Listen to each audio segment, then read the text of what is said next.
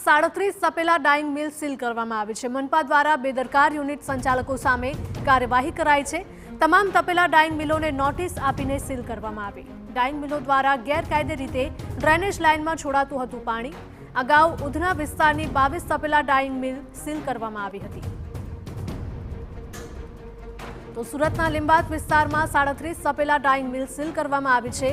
મનપા દ્વારા બેદરકાર યુનિટ સંચાલકો સામે આ કાર્યવાહી કરાઈ છે।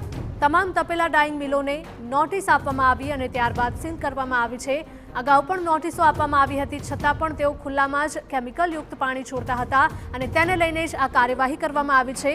ડાઇંગ મિલો દ્વારા ગેરકાયદે રીતે ડ્રેનેજ લાઇનમાં પાણી છોડવામાં આવતું હતું। અગાઉ પણ ઉધના વિસ્તારની 22 તપેલા ડાઇંગ મિલો સીલ કરાઈ હતી। વધુ માહિતી સાથે અમારા સંવાદદાતા બળદેવ જોડાયા છે। બળદેવ, જણાવશો કે સુરતમાં લીંબાદ વિસ્તારમાં કાર્યવાહી થઈ છે, 37 જેટલી તપેલા ડાઇંગ મિલો સીલ કરાઈ। જે રીતે છેલ્લા ઘણા સમયથી સુરતની અંદર જે કલરવાળું જે પાણી છે તે નીકળી રહ્યું છે અને તેને લઈને જે વિવાદ જે સર્જાઈ રહ્યો છે, કારણ કે લોકોને સ્વાસ્થ્ય સાથે કંઈક ને કંઈક સીધા જે ચેડા થતા હોવાની જે માહિતી છે તે સામે આવી રહી છે। તેને ધ્યાનમાં રાખીને જે મહાનગરપાલિકા દ્વારા કડકમાં કડક કાર્યવાહી છે તે આજે ડાઇંગ મિલ અથવા તો જે ડાઇંગ ફિટિંગ ચલાવતા હોય તેમની સામે કરવામાં આવી છે। અગાઉ પણ મોટા પ્રમાણમાં જે તપેલા ડાઇંગ છે તેમના જે સીલ કરવાની જે કામગીરી હતી તે કરવામાં આવી હતી, ત્યારે વધુ જે તપેલા ડાઇંગ છે તેમને સીલ કરવાની જે કામગીરી છે તે મહાનગરપાલિકા દ્વારા કરવામાં આવી છે।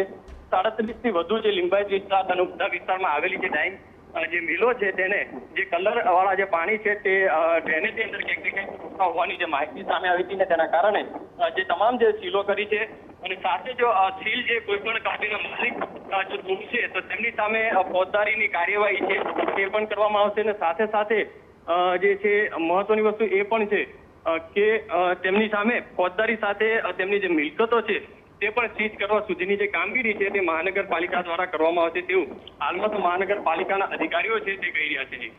બિલકુલ બળદેવ, માહિતી બદલ આપનો આભાર। તો તમામ તપેલા ડાઇંગ મિલોને નોટિસ આપીને સીલ કરવાની કાર્યવાહી કરવામાં આવી છે।